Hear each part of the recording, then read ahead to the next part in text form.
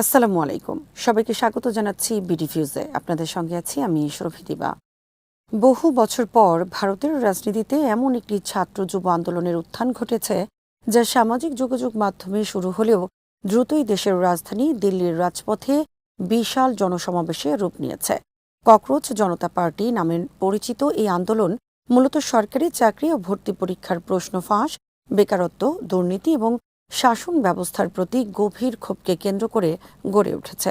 ঘটনার সূত্রপাত হয় ভারতের প্রধান বিচারপতি সূর্যকান্তের একটি বিতর্কিত মন্তব্যকে ঘিরে। অভিযোগ অনুযায়ী তিনি কিছু বেকার তরুণকে ককরোচ বলে অবজ্ঞাসূচক মন্তব্য করেন। এর প্রতিক্রিয়ায় যুক্তরাষ্ট্রের বোস্টনে অধ্যয়নরত ভারতীয় ছাত্র অভিজিৎ দীপকে সামাজিক যোগাযোগ মাধ্যমে প্রশ্ন তুলেন, সব ককরোচ যদি এক হয়ে যায় তাহলে কি হবে? এই একটি পোস্ট মুহূর্তেই লাখো মানুষের সমর্থন পায় এবং জন্ম নেয় ককরোচ জনতা পার্টি নামে একটি প্রতীকী আন্দোলন।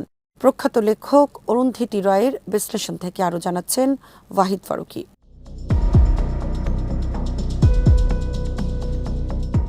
আন্দোলনের প্রথম দাবি ছিল ভারতের শিক্ষামন্ত্রী ধর্মেন্দ্র প্রধানের পদত্যাগ। আন্দোলনকারীদের অভিযোগ, তার অধীনস্থ শিক্ষা ব্যবস্থায় বছরের পর বছর ধরে বিভিন্ন সরকারি নিয়োগ ও ভর্তি পরীক্ষার প্রশ্নপত্র ফাঁস হয়েছে। বিরোধী দলগুলোর দাবি 2014 সালের পর থেকে অন্তত 152টি বড় ধরনের প্রশ্ন ফাঁসের ঘটনা ঘটেছে। এসব অনিয়মের কারণে লাখো শিক্ষার্থী বছরের পর বছর পরিশ্রম করেও ন্যায্য সুযোগ থেকে বঞ্চিত হয়েছে। বিশেষ করে সাম্প্রতিক নিট পরীক্ষার প্রশ্ন ফাঁসের পর মানসিক চাপে অন্তত 12 জন শিক্ষার্থীর আত্মহত্যার খবর আন্দোলনকে আরও তীব্র করে তোলে।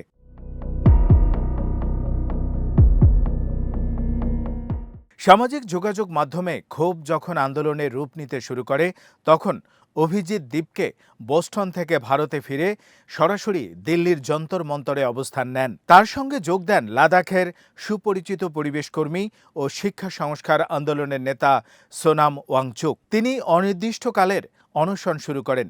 একই সঙ্গে অল ইন্ডিয়া স্টুডেন্টস অ্যাসোসিয়েশনের 6 জন শিক্ষার্থীও অনশনে অংশ নেন।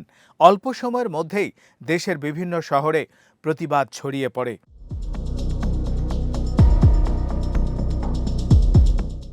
20 জুলাই সংসদের বর্ষাকালীন অধিবেশন শুরুর দিন পার্লামেন্ট অভিমুখে বিশাল মিছিলের ডাক দেয়া হয়।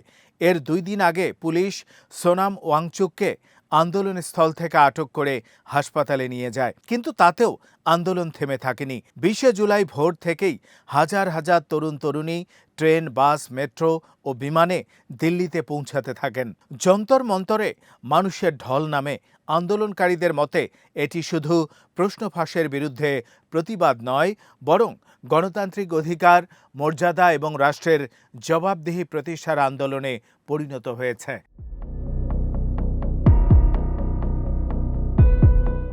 প্রতিবাদকারীরা দাবি করেন প্রশাসন আন্দোলন ঠেকাতে নানা পদক্ষেপ নেয়। বিভিন্ন রাস্তা ও মেট্রো স্টেশন বন্ধ করা হয়, ইন্টারনেট সংযোগ ব্যাহত করার চেষ্টা করা হয় এবং অতিরিক্ত নিরাপত্তা বাহিনী মোতায়েন করা হয়। তবে সামাজিক যোগাযোগ মাধ্যমে মিম, ভিডিও ও লাইভ সম্প্রচারের মাধ্যমে আন্দোলনকারীরা নিজেদের সংগঠিত রাখতে সক্ষম হন। আন্দোলনকারীদের অভিযোগ, পুলিশ লাঠিচার্জ ও কাঁদানে গ্যাস ব্যবহার করে মিছিল ছত্রভঙ্গ করার চেষ্টা করে। এতে বহু শিক্ষার্থী আহত হন। তারা আরও দাবি করেন সংসদের দিকে অগ্রসর হওয়া নিরস্ত্র আন্দোলনকারীদের সামনে নিরাপত্তা বাহিনী অস্ত্র তাক করে অবস্থান নেয়। তবে আন্দোলনকারীরা শান্তিপূর্ণভাবে এগিয়ে যাওয়ার চেষ্টা অব্যাহত রাখেন।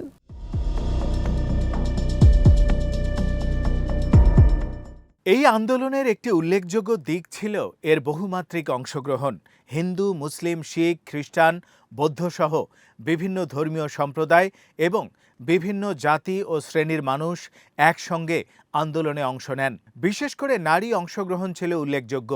অনেক নারী আন্দোলনকারী জানান, বিশাল জনসমাগমের মধ্যেও তারা নিজেদের নিরাপদ অনুভব করছেন। আন্দোলন নিয়ে ভারতের মূলধারার সংবাদ মাধ্যমের ভূমিকা নিয়েও প্রশ্ন উঠেছে। আন্দোলনকারীদের অভিযোগ, অনেক টেলিভিশন চ্যানেল শুরু থেকেই আন্দোলনকে নেতিবাচকভাবে উপস্থাপন করার চেষ্টা করেছে। অন্যদিকে সামাজিক যোগাযোগ মাধ্যমই আন্দোলনের প্রধান প্রচার মাধ্যমে পরিণত হয়েছে।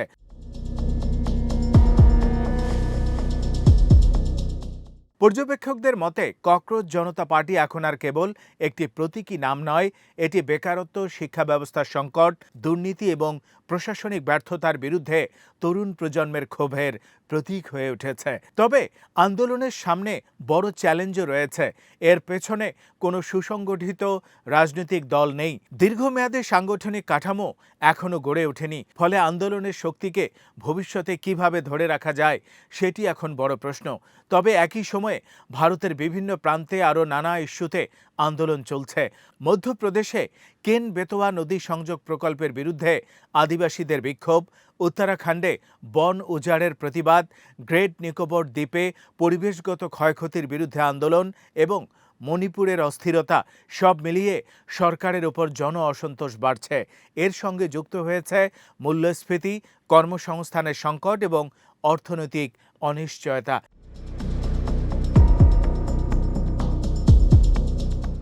অনেক বিশ্লেষক এই আন্দোলনের সঙ্গে বাংলাদেশের ২০২৪ সালের ছাত্র আন্দোলন বা শ্রীলঙ্কার গণ আন্দোলনের তুলনা করলেও অন্যরা মনে করেন ভারতের বাস্তবতা ভিন্ন।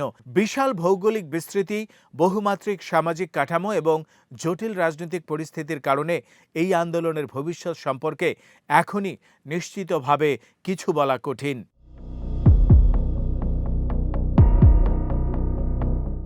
তবে একটি বিষয় স্পষ্ট, ককরোচ জনতা পার্টি ভারতের তরুণ সমাজের মধ্যে জমে থাকা ক্ষোভকে প্রকাশ্যে নিয়ে এসেছে।